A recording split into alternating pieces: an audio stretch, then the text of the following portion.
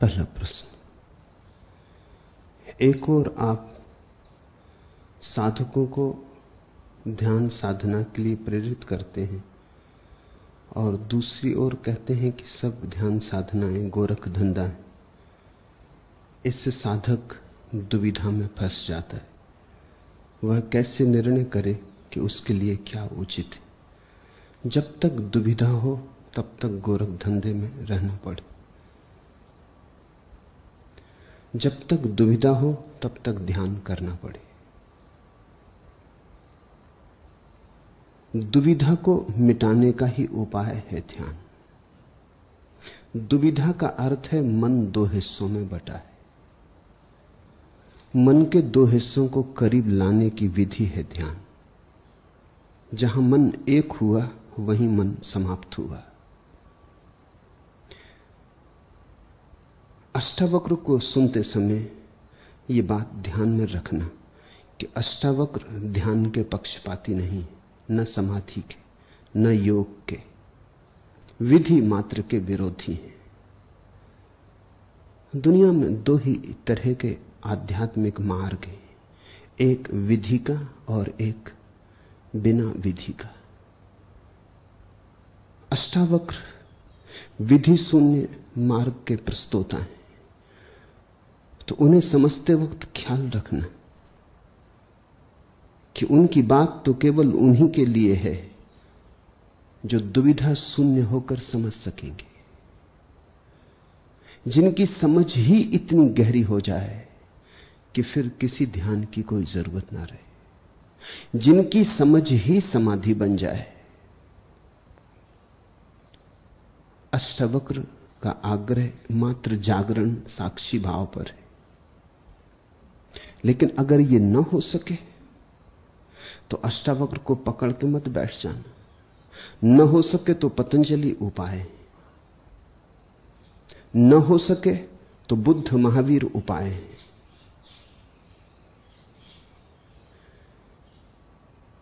कृष्णमूर्ति यही कह रहे हैं वर्षों से जो अष्टावक्र ने कहा है। 40 वर्षों से निरंतर जो लोग उन्हें सुन रहे हैं वो इसी दुविधा में पड़ गए हैं। समझ में आया भी नहीं, समझ तो जगी नहीं और ध्यान भी छोड़ दिया।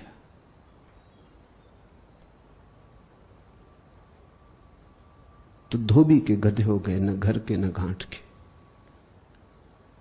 अटक गए बीच में, त्रिशंकु हो गए, मझधार में पड़ गए, न इस किनारे के न उस किनारे के। मेरे पास आते हैं, कहते हैं मन में शांति नहीं।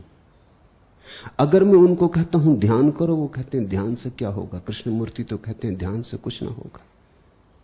अगर कृष्णमूर्ति समझ में आ गए तो मन में अशांति कैसे बची। आए हो पूछने कि मन में अशांति है, क्या करें। अगर कृष्णमूर्ति समझ में आ गए तो अशांति बचनी नहीं चाहिए, क्योंकि कृष्णमूर्ति के पास तो समझ के अतिरिक्त और कोई उपाय नहीं। या तो समझ गए या नहीं समझे। समझ गए तो शांत हो गए, नहीं समझे तो बकवास में मत पड़ो, फिर कुछ और करो जो ना समझों के लिए है, फिर ध्यान करो। अहंकार बड़ा अद्भुत है। अहंकार यह भी मानने को तैयार नहीं कि मैं ना समझ, ध्यान तो ना समझों के लिए। मैं कोई ना समझ तो हूं नहीं जो ध्यान करूं, और इतने समझदार भी तुम नहीं हो कि बिना ध्यान किए पहुंच जाओ।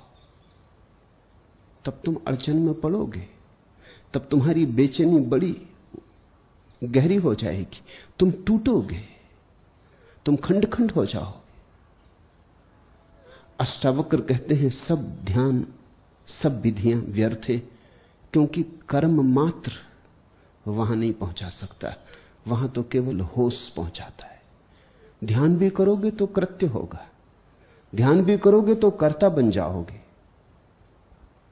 तो भोजन पकाओ कि बुहारी लगाओ कि दुकान चलाओ कि ध्यान करो, फर्क नहीं पड़ता, कुछ करते हो। अष्टावक्र ये कह रहे हैं कि तुम्हारा जो स्वभाव है वहां कर्म नहीं पहुंचता, वहां तो सत्ता मात्र है। वो जो बुहारी लगाना हो रहा है उसमें तुम नहीं हो, वो जो बुहारी लगाने को देख रहा है वही तुम हो। भोजन पकाते हो, भोजन पकाने में तुम नहीं हो। वो जो भोजन को पकते देख रहा है और देख रहा है कि तुम भोजन पका रहे हो, वही तुम हो। यही बात ध्यान में है। ध्यान में तुम नहीं हो। वो जो देख रहा है कि ध्यान कर रहे हो, वो जो देख रहा है कि ध्यान से शांति आ रही, वो जो साक्षी है वही तुम हो। गोरख धंधा शब्द बड़ा महत्वपूर्ण है, गोरखनाथ से जुड़ा है। जब भी कोई आदमी ज्यादा विधि विधान में पड़ जाता तो हम कहते हैं गोरख धंधे में मत पड़ो। गोरख ने सबसे ज्यादा विधियां खोजी ध्यान की। पतंजलि के बाद गोरख का नाम अविस्मरणीय है। उसने ध्यान के बड़े प्रयोग खोजे। निश्चित ही ध्यान के प्रयोग से लोग पहुंचे हैं, लेकिन ध्यान का प्रयोग उनके लिए है जिनके पास समझ अकेली पर्याप्त नहीं, परिपूरक है। जो कमी समझ में रह गई वो ध्यान पूरी कर देता है। ध्यान से कोई आत्मा को नहीं जानता, लेकिन ध्यान से तुम इतने शांत हो जाते हो कि उस शांति में साक्षी बनना सुगम हो जाएगा। जानोगे तो अष्टावक्र के मार्ग से ही। जैसे समझो कोई आदमी बुखार से ग्रस्त है, बीमार पड़ा है, सन्निपात चढ़ा है, और वो कहता है मैं समाधि को कैसे उपलब्ध हूं। तो हम क्या करेंगे? उसे समाधि की कोई विधि विधान बताएंगे? हम कहेंगे पहले बुखार ठीक हो जाने दो। वो पूछे कि क्या बुखार ठीक हो जाने से मुझे समाधि लग जाएगी? तो हम उसे समझाने को कहेंगे कि हां, बुखार ठीक हो जाने से समाधि लगने में सहायता मिलेगी, क्योंकि सन्निपात में कभी किसी की समाधि लगी हो ऐसा सुना नहीं। यद्यपि सन्निपात में जो नहीं हो उनको समाधि लग गई हो ऐसा भी नहीं, क्योंकि इतने लोग हैं जो सन्निपात में नहीं, इनकी कोई समाधि नहीं लग गई है। लेकिन एक बात पक्की है कि सन्निपात वाले को तो कभी नहीं लगी है। जिसको भी लगी है, एक बात निश्चित है कि वो सन्निपात में नहीं था। तो औषधि देख के हम बुखार से भरे आदमी का सन्निपात नीचे उतारते। जब सन्निपात नीचे उतर जाता तब उसे ध्यान की विधि देंगे। जब ध्यान की विधि उसके चित्त को शांत कर देगी तो साक्षी सुगम हो जाएगा। अंतिम घटना तो साक्षी की ही है। अंतिम समय में तो अष्टावक्र ही सही है, लेकिन तुम एकदम उस अंतिम घड़ी को पहुंच पाओगे? पहुंच जाओ तो शुभ, न पहुंच पाओ तो ध्यान करना ही होगा। पूछा है, एक और साधकों को ध्यान पद्धति के लिए कहते, दूसरी ओर सब ध्यान पद्धतियां गोरख धंधा हैं ऐसा कहते। इससे साधक दुविधा में फंस जाता है। वह कैसे निर्णय करे कि उसके लिए क्या उचित है? जब तक दुविधा रहे तब तक ध्यान उचित है। जब दुविधा मिट जाए और समझ प्रज्ञा का प्रकाश फैले और एक क्षण में घटना घट जाए, फिर तुम पूछोगे ही नहीं। फिर बात ही नहीं उठती पूछने की, घटना ही घट गई, तुम समाधि को उपलब्ध ही हो गए। तो फिर तुम पूछने थोड़ी आओगे कि अब ध्यान करूं कि ना करूं। जब तक पूछने आते हो तब तक तो ध्यान करना।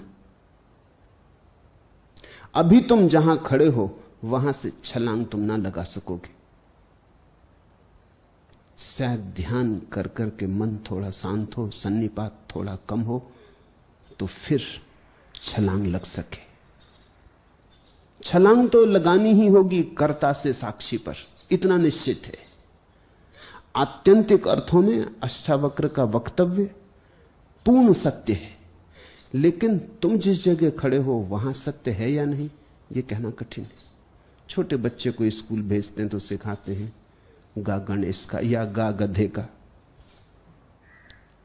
गा से ना तो गधे का कोई संबंध है ना गणेश का कोई संबंध है। और अगर बच्चा बहुत सीख ले कि गा गधे का, फिर जब भी गा को पढ़े तब ये मन में उसके दोहराए कि गा गधे का, तो वो कभी पढ़ नहीं पाएगा। वो गधा बीच बीच में आएगा। वो तो सिर्फ सहारा था, बच्चे को समझाने का उपाय था। बच्चा गधे को जानता है, गा को नहीं जानता। गधा देखा है, इसलिए बच्चों की किताब में बड़े बड़े चित्र बनाने पड़ते, क्योंकि चित्र बच्चा पहचान लेता है। बड़ा आम लटका है वो पहचान लेता है, गधा खड़ा है वो पहचान लेता है। गधे को पहचानने से गा को पहचानने में सुविधा बन जाती, लेकिन एक दिन फिर भूल जाएगा गा गधे का। गा अपना, गा क्यों गधे का हो, क्यों गणेश का हो। ध्यान तो उनके लिए है जिनके लिए अभी वो आत्यंतिक बात समझ में ना आ सकेगी। ये प्राथमिक है। अभी तो ध्यान भी समझ में आ जाए तो बहुत, अभी तो बहुत ऐसे हैं जिन्हें ध्यान भी समझ में नहीं आ सकेगा। अभी उनको प्राइमरी स्कूल में भी भर्ता करना उचित नहीं, अभी तो किंडरगार्टन में कहीं डालना पड़े। अभी तो ध्यान भी समझ में नहीं आएगा। जिसको ध्यान समझ में ना आए उसे हम कहते हैं पढ़ो, स्वाध्याय करो, मनन करो। जिसको मनन होने लगे, स्वाध्याय होने लगे, उससे कहते हैं ध्यान करो। जिसको ध्यान आ जाए फिर उसको कहते हैं कि अब छलांग लगा लो, अब कर्ता से साक्षी पर कूद जाओ। तब हम उससे कहते हैं करने से कुछ भी ना होगा। तो जिसको अष्टावक्र समझ में आ जाए वो तो ये प्रश्न पूछेगा नहीं। जिसको अभी प्रश्न बाकी है वो अष्टावक्र को भूल जाए, उनसे अभी तुम्हारी दोस्ती ना बनेगी। अभी तुम्हें ध्यान करना ही होगा। मैं सबके लिए बोल रहा हूं, यहां कई क्लास के व्यक्ति उपस्थित हैं। कोई किंडरगार्टन में है, कोई प्राइमरी में, कोई मिडिल स्कूल, कोई हाई स्कूल, कोई विश्वविद्यालय में चला गया, कोई विश्वविद्यालय के बाहर निकलने की तैयारी में। इन सब के लिए बोल रहा हूं। तो मैं जो बोल रहा हूं उसके अलग अलग अर्थ होंगे, लेकिन यह बोलना जरूरी है क्योंकि कभी तुम भी विश्वविद्यालय में पहुंचोगे, कभी तुम भी विश्वविद्यालय के बाहर जाने की स्थिति में आ जाओगे। सुन लो, हो सके आज तो ठीक, अन्यथा संभाल के रख लो, गांठ बांध लो। आज समझ नहीं आता, शायद कभी काम पड़े, पाथे हो जाएगा, यात्रा में काम पड़ेगा। बहुत सी बातें हैं जो आज समझ में नहीं भी आएंगी। जो आज समझ में आता हो उसे आज कर लो, जो आज समझ में ना आता हो जल्दी उसके लिए परेशान मत होना, उसे गांठ बांध के रख लेना।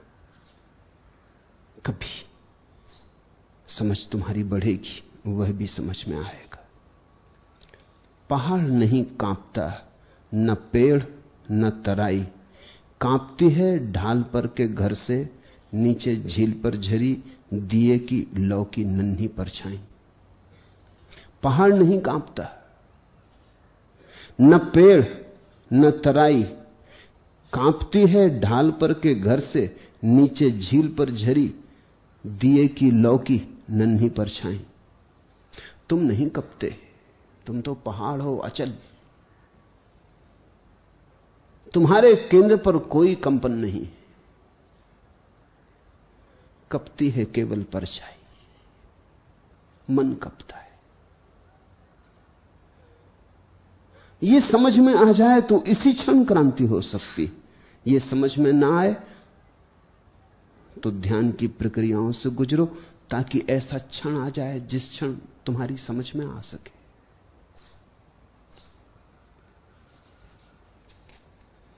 दूसरा प्रश्न, पूर्व में